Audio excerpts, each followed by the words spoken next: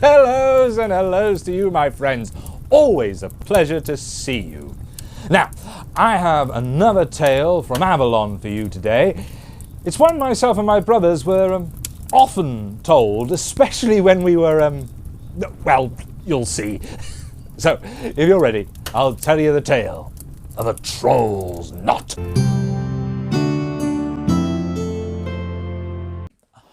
Once an age ago, in the forest of Kilgant, where rampant dangers are never scarce or scant, two brothers looked to be the same, but this their temperament would never claim.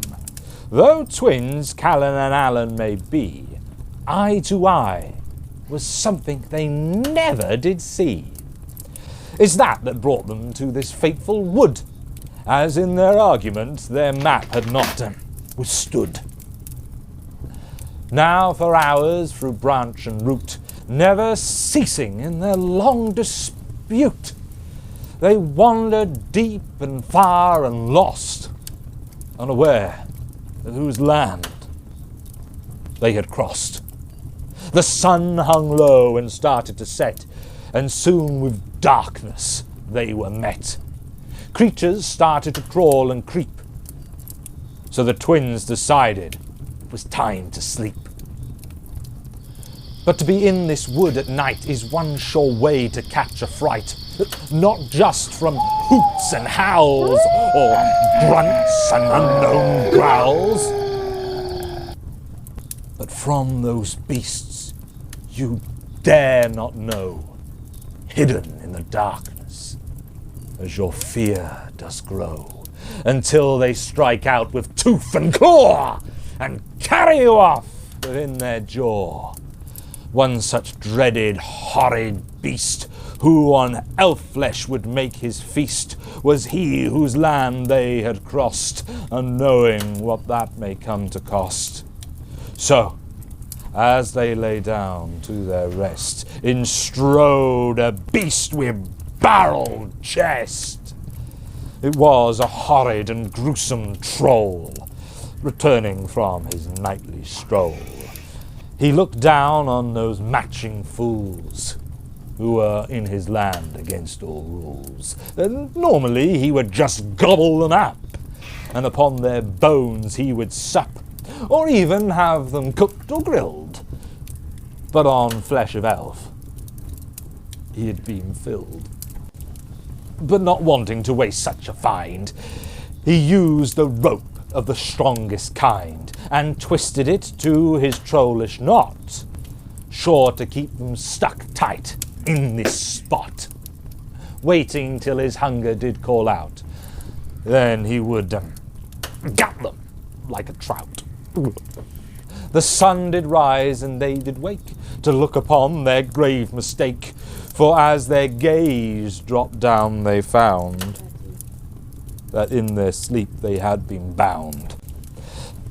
Allan knew this was his brother's fault, so threw at him his worst insult. Callan saw through his words of dread, and put the blame upon Allan's head.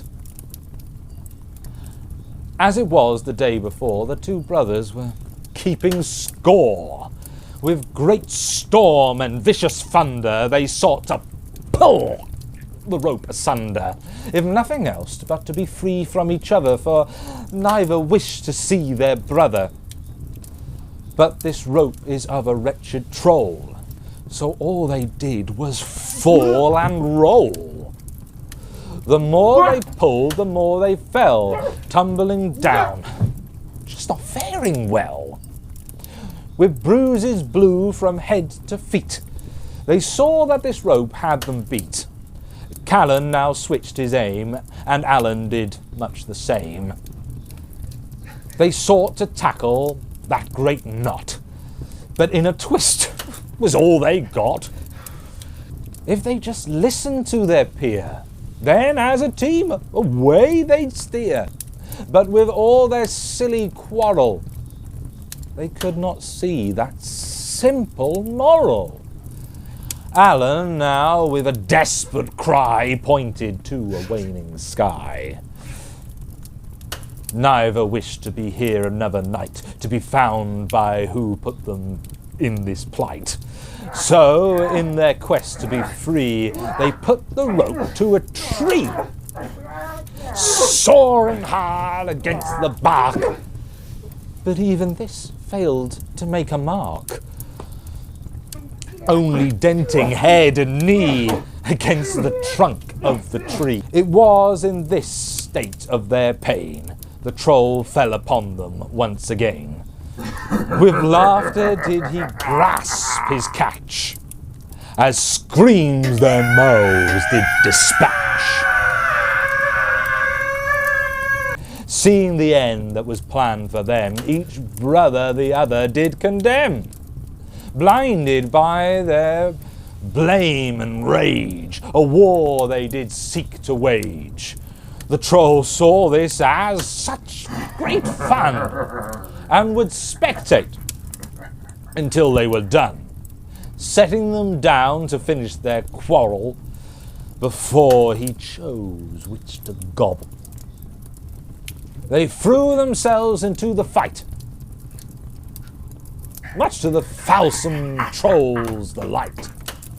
In this great storm of shouts and motion, the troll had missed something in their commotion. The rope that held the brothers bound, the troll too did it twist around.